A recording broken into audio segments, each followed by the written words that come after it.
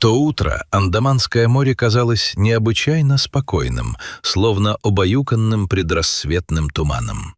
Отлив обнажил широкую полосу илистого дна, усеянную мелкими ракушками, обломками кораллов и водорослями. Для местных жителей это время было привычной рутиной. Вода уходила, оставляя после себя дары океана, моллюсков и крабов, которых можно было собрать до того, как солнце поднимется высоко и превратит влажный ил в растрескавшуюся глину.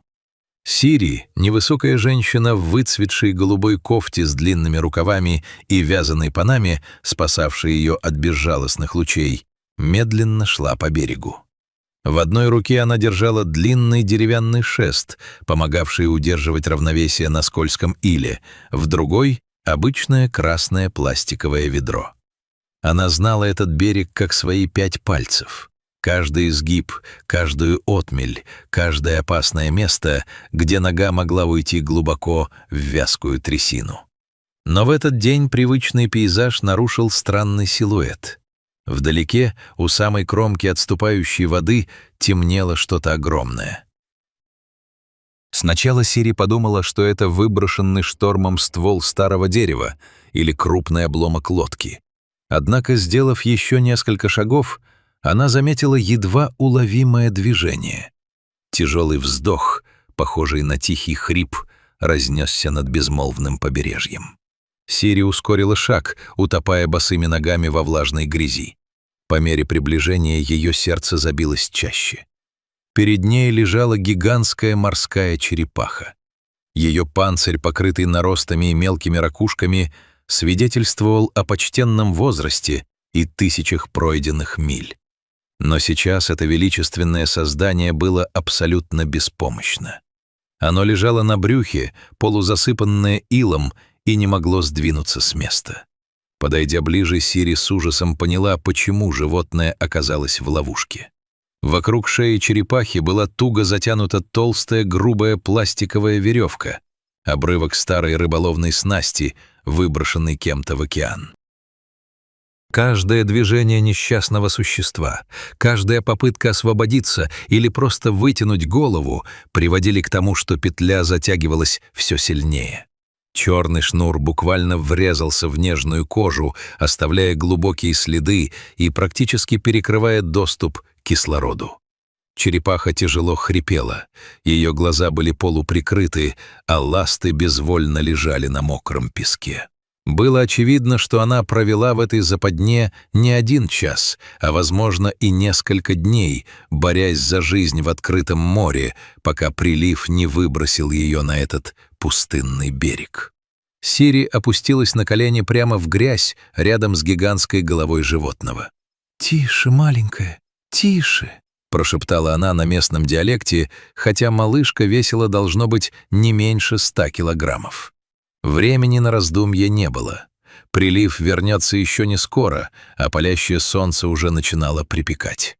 Без воды и с удушающей веревкой на шее черепаха была обречена на медленную и мучительную смерть.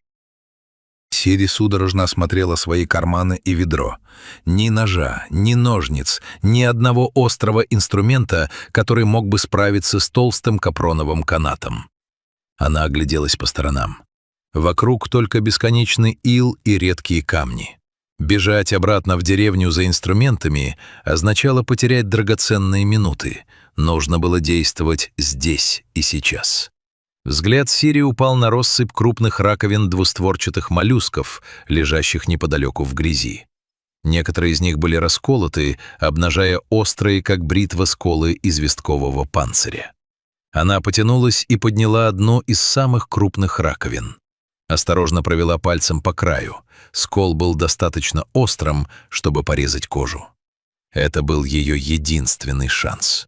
Опустившись к самой голове черепахи, Сири начала действовать. Животное, почувствовав приближение человека, испуганно дернулось, пытаясь вжать голову в панцирь, отчего веревка натянулась еще сильнее, послышался сухой хрип. «Не бойся, я помогу. Мягко, но уверенно произнесла Сири, аккуратно прижимая ладонь к шероховатой голове гиганта, стараясь успокоить его своим теплом и ровным голосом. Она аккуратно подсунула пальцы левой руки под натянутый шнур, чтобы случайно не поранить и без того поврежденную кожу черепахи острым краем ракушки. Правой рукой она начала быстрыми пилящими движениями водить раковиной по волокнам веревки. Работа продвигалась медленно. Капроновые нити, пропитанные солью и грязью, неохотно поддавались импровизированному ножу. Каждый пропил требовал огромных усилий. Пальцы Сири затекали, грязная вода и ил летели во все стороны, но она не останавливалась. Черепаха, словно осознав, что это странное двуногое существо не причинит ей вреда, затихла. Она лишь изредка вздрагивала, когда ракушка задевала натянутые волокна. Прошло около 10 минут, показавшихся Сири вечностью. Острый край раковины постепенно тупился, и ей пришлось сменить ее на другую. Но упорство принесло свои плоды. Сначала лопнула одна прядь каната, затем другая. Наконец, с глухим звуком веревка поддалась окончательно. Сири осторожно потянула за освободившийся конец. Черный пластиковый шнур, который так долго душил животное, соскользнул с шеи и ласт черепахи. Женщина отбросила его в сторону. Этот кусок мусора больше никому не причинит вреда. Освободившись от смертельных оков, черепаха сделала глубокий шумный вдох. Ее грудная клетка высоко поднялась, а из легких вырвался свистящий звук облегчения. Она словно заново родилась. Однако радоваться было рано. Измученное животное лежало на боку, уткнувшись головой в ил, и у него совершенно не осталось сил, чтобы перевернуться и доползти до воды, которая теперь казалась такой далекой. Океан отступил почти на 100 метров, оставив за собой вязкую пустыню. Сири понимала, что оставить черепаху здесь значит обречь ее на гибель от обезвоживания и перегрева. Ей нужно было помочь вернуться домой. Женщина зашла сзади, уперлась ногами в скользкий ил и обхватила руками массивный панцирь черепахи. Животное было невероятно тяжелым. Сири напрягла все силы, пытаясь развернуть гиганта головой к морю. Грязь уходила из-под ног, дыхание сбивалось, но сантиметр за сантиметром ей удавалось разворачивать черепаху в нужном направлении. «Давай, родная, еще немного», — тяжело дыша подбадривала она ее. Почувствовав, что тело приняло правильное положение, черепаха словно очнулась. Она сделала слабое движение передней ластой, затем другой. Ощущение свободы и близости родной стихии вернуло ей волю к жизни. Медленно, преодолевая сопротивление вязкой грязи, черепаха начала двигаться вперед. Сири шла рядом, слегка подталкивая ее сзади за панцирь и помогая преодолевать самые глубокие илистые ямы. Каждый шаг давался животному с огромным трудом. Но с каждым метром приближения к воде движения ласт становились все более уверенными. Вот показалась первая мелкая лужица, оставленная отливом. Черепаха жадно опустила в нее голову, смывая налипшую грязь с глаз и ноздрей. Освежающая влага придала ей новых сил.